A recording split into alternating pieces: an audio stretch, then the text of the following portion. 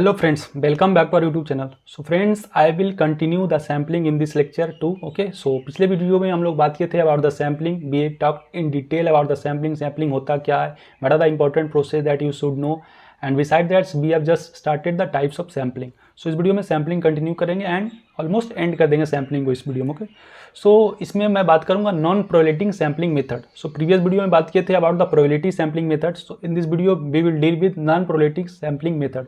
So what are the various method in sampling. So पहला method है convenience sampling relies upon a convenience and access.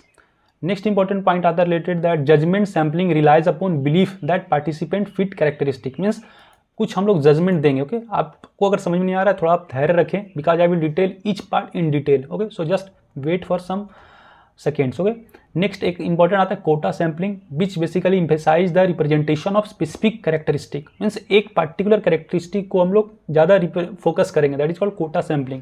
Judgement sampling कहीं judgement देंगे या कोई अपना प्रॉपर बिलीफ रहेगा उसके बेसिस पे सैम्पलिंग लेंगे.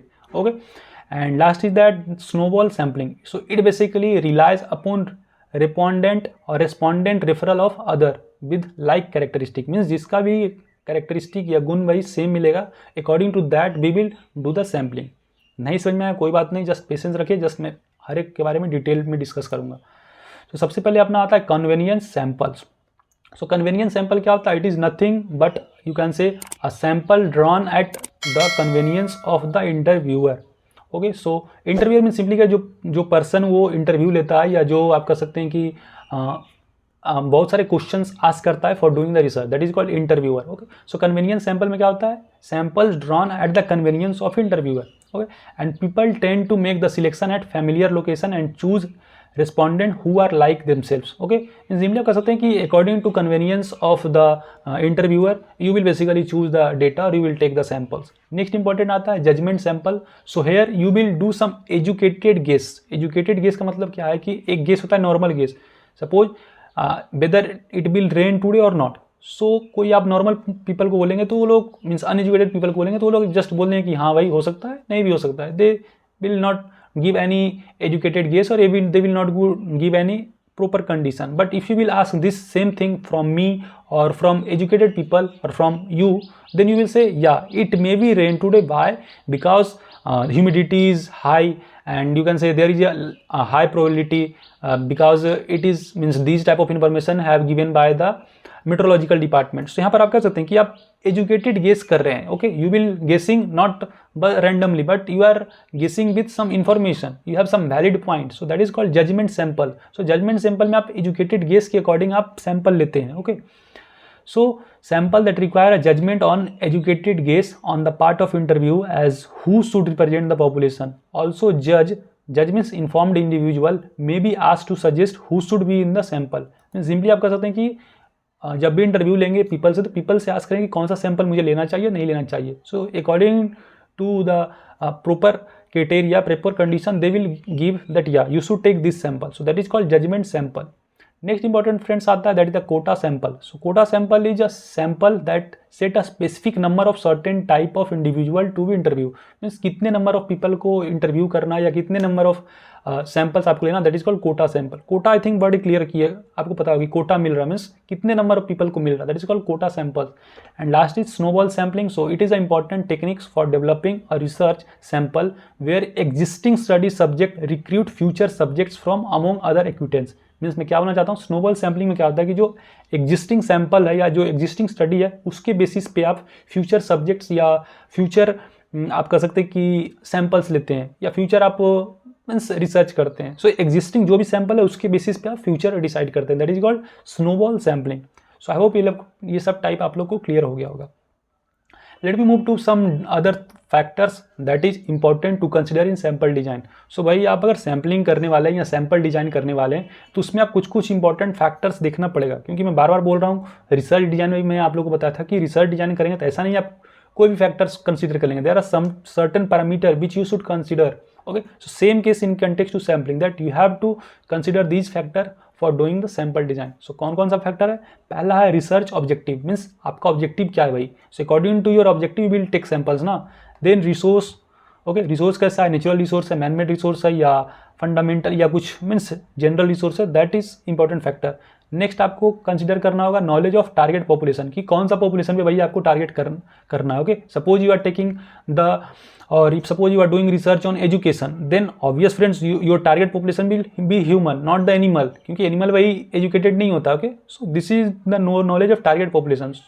नेक्स्ट डिग्री ऑफ एक्यूरेसी, कि कितना डिग्री ऑफ एक्यूरेसी आपको गेन करना है। Then time frame, this is important point. Time frame means क्या होगा कि सर्टेन टाइम फ्रेम में ही होना चाहिए। सपोज मैं कोविड-19 का एग्जांपल दिया था कि कोविड-19 का प्रॉपर टाइम फ्रेम में अगर सैंपल लीजिएगा then that is important. Okay, क्या बोल रहा हूँ कि कोविड-19 आपको पता है कि 1 या 2 साल के लिए कोविड-19 हुआ, तो 2 साल आपका टाइम फ्रेम रहेगा, ना कि आप अर्ली आप कह सकते हैं 2010 से 2020 तक लीजिएगा। क्यों? क्योंकि टाइम फ्रेम आपका कोविड-19 10 और 10 to 15 या 16 में नहीं हुआ था। So you will not consider that time frame, you will consider only that time frame when basically that particular event happened when you are doing the research. Suppose आप research करने वाले कोविड-19 पे, सो जिस टाइम फ्रेम में कोविड-19 हुआ उसी time में आपको सैंपल लेना होगा।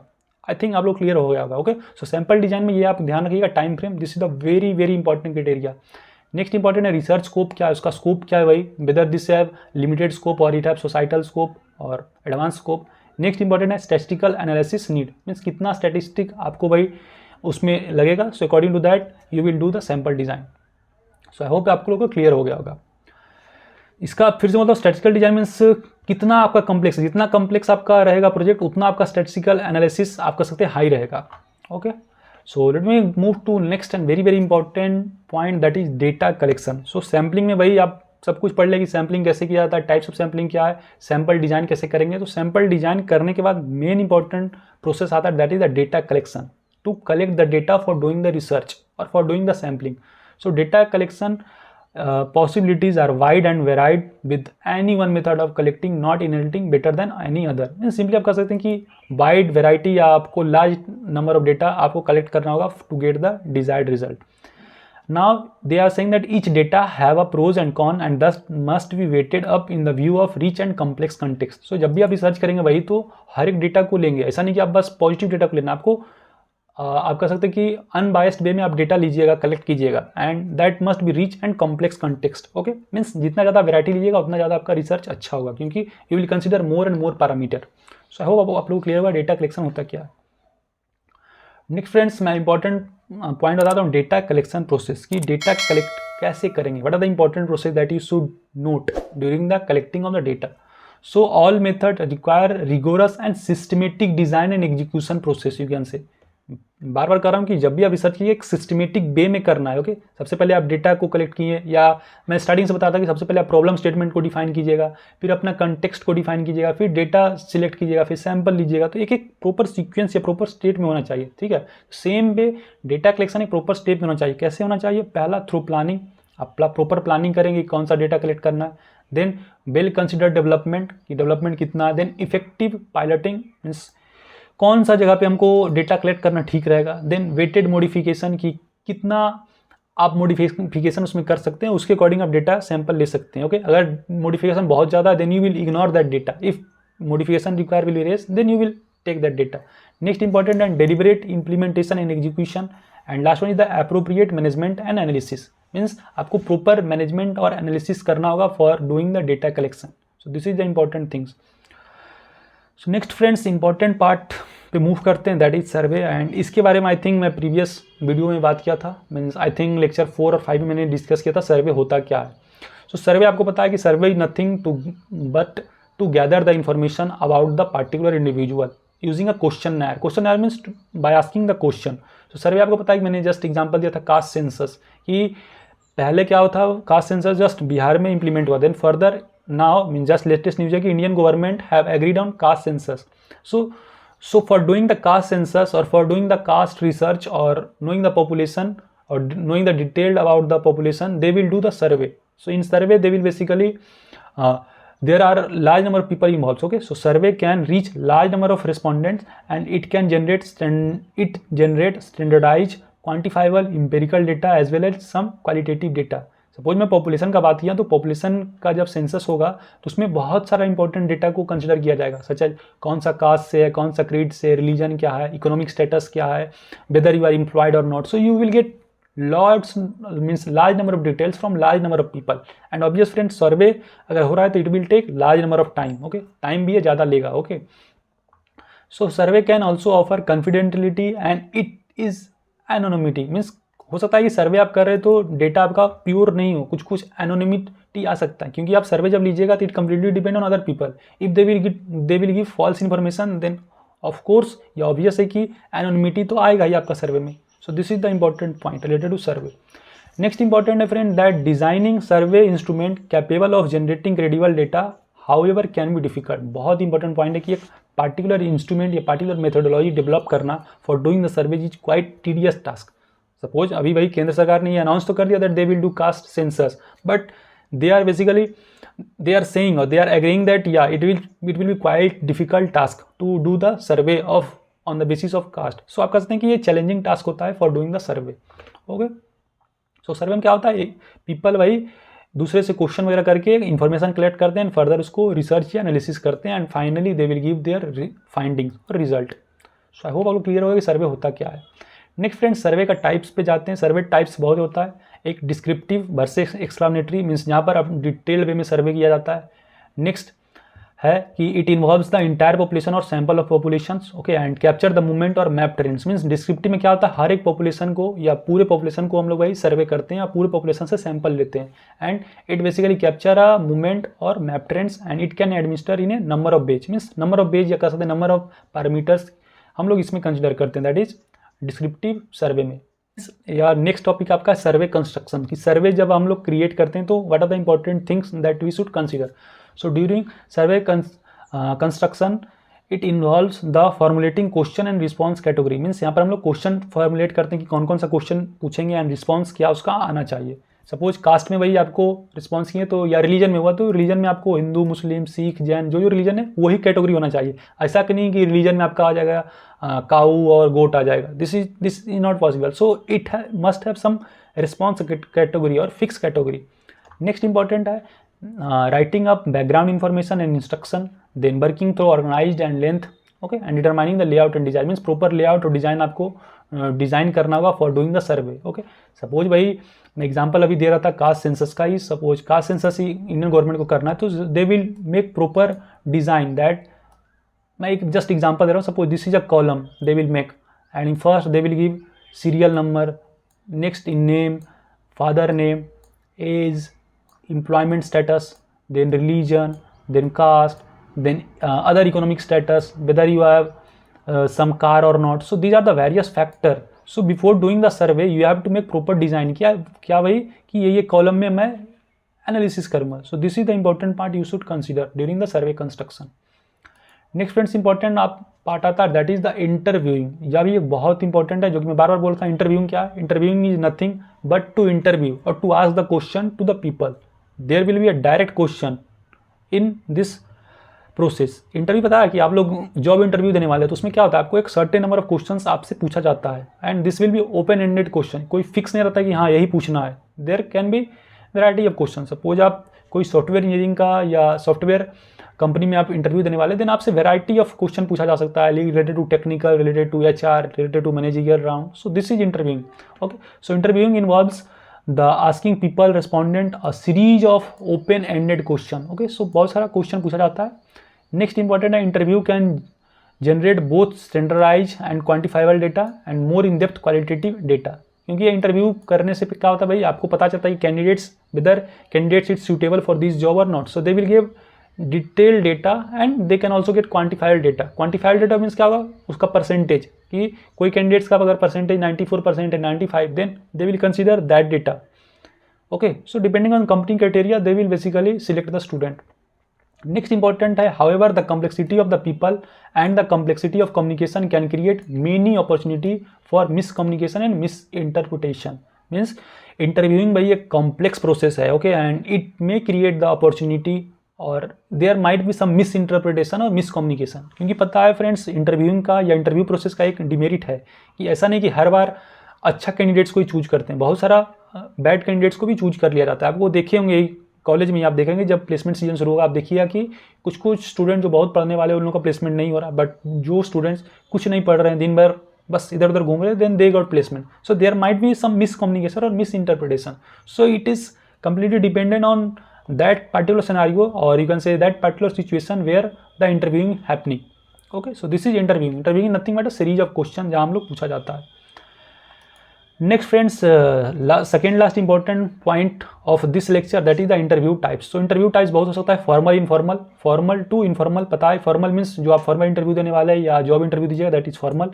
and informal आप कह सकते हैं कि सपोज आप लोग का मैरिज होने वाला है, शादी होने वाला है. ओके, अभी नहीं होने वाला, बट जस्ट कंसिडर कीजिए कि आपका शादी होने वाला है. तो शादी होने में आपको पता है कि both groom and bride will do some questioning. Okay, वो लोग पूछते हैं कि आपका क्या लाइकिंग है, क्या डिसलाइकिंग है, क्या आपको पसंद है, नहीं है. So this is informal interview.